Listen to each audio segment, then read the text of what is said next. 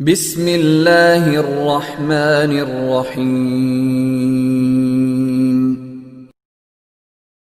نماز میں کعبے کی طرف رخ کرنے کی وجہ۔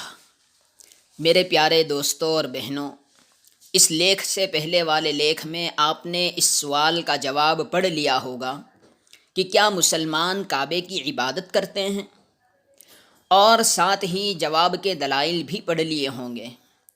اس لیکھ کے آخر میں یہ سوال آپ کے من میں پیدا ہوا ہوگا کہ جب مسلمان کعبے کی عبادت نہیں کرتے تو پھر نماز کے دوران کعبے کی طرف رخ کیوں کرتے ہیں؟ تو آئیے اس کی وجہ بتلانے کی ہم کوشش کرتے ہیں۔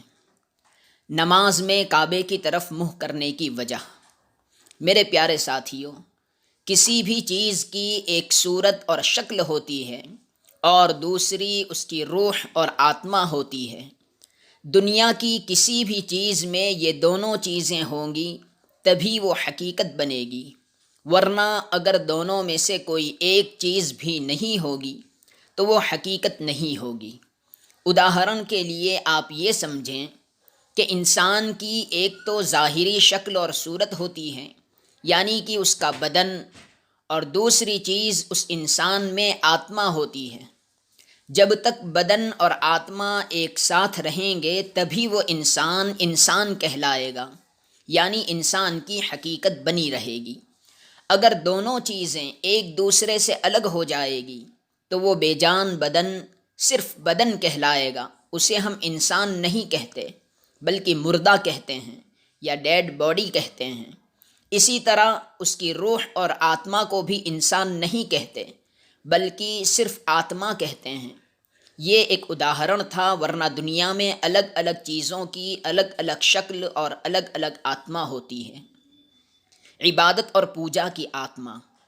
اس اداہرن کے بعد آپ یہ سمجھو کہ عبادت یعنی پوجا کی روح یعنی آتما یکسوئی اور ایکاگرتا ہے، اپنے دھیان کو ایک طرف کیندرت کرنا ہے۔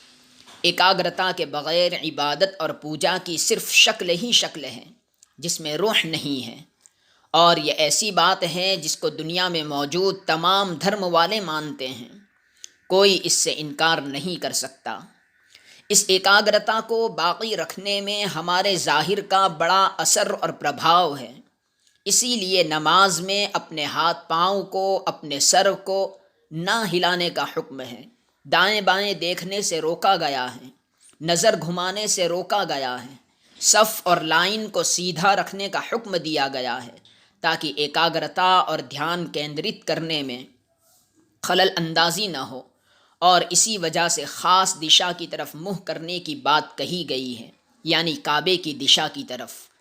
اگر ایسا نہ ہوتا تو پھر نماز پڑھنے والا اپنی مرضی کے مطابق جس طرف چاہتا منہ کر کے نماز پڑھتا، کوئی دائیں طرف، کوئی بائیں طرف، کوئی آگے کی طرف تو کوئی پیچھے کی طرف۔